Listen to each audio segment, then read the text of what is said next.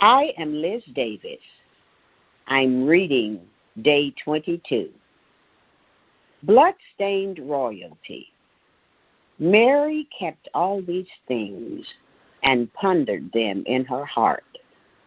Luke 2:19. You mean to tell me God became a baby and was born in a sheep stable? The one posing the question sounded as though he honestly didn't know if the story he was hearing was a legend or the gospel truth. That he would be raised in a blue-collared home, never write any books or hold any offices, be betrayed by his own people, and executed like a common thief, buried in a borrowed grave, and be called the Son of God? He paused a section. Doesn't that all sound rather absurd? The incarnation? Absurd? Jesus on a cross? Absurd? At the time, the man's questions had taken my Sunday school Jesus down from the flannel board. Then it began to dawn on me. What God did makes sense. It makes sense that Jesus would be our sacrifice, because a sacrifice was needed to justify man's presence before God. It makes sense that God would use the old law to tutor Israel on their need for grace. It makes sense that Jesus would be our high priest.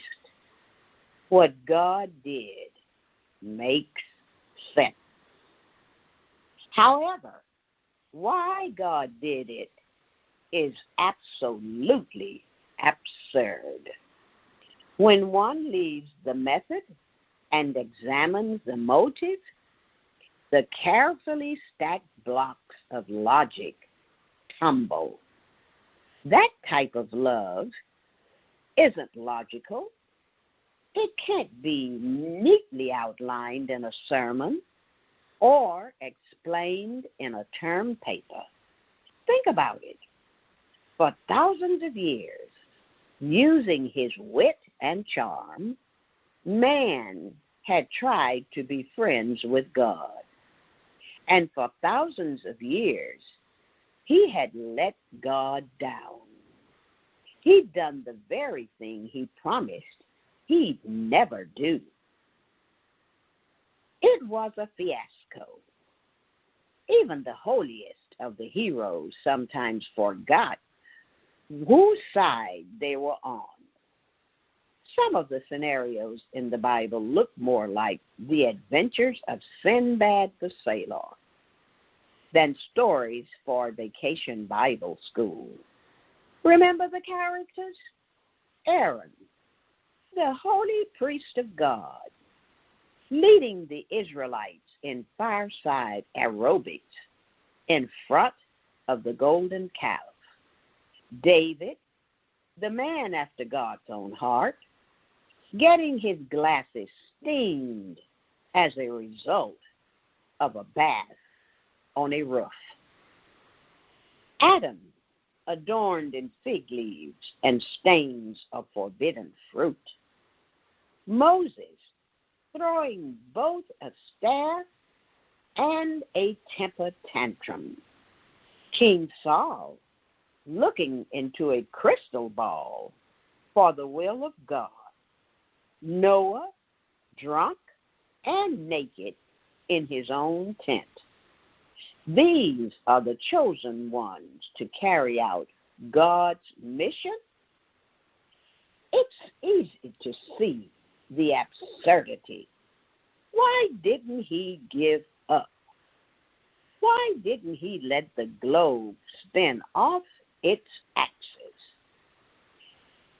Even after generations of people had spit in his face, He still loved them. After a nation of chosen ones had stripped him naked and ripped his incarnate flesh, he still died for them. And even today, after billions have chosen to prostitute themselves before the pimps of fame, power, and wealth, he still waits for them.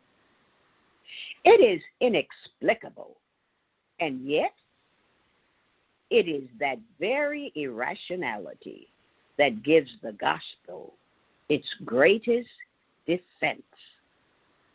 For only God could love like that. The question forced me to see Jesus as I'd never seen him. At first, I didn't recognize him, but it was he, the lion, the Judean lion. He walked out from among the dense trees of theology and ritual and lay down in a brief clearing. In his paw was a wound, and in his mane were stains of blood. But there was a royalty about him that silenced even the breeze in the trees.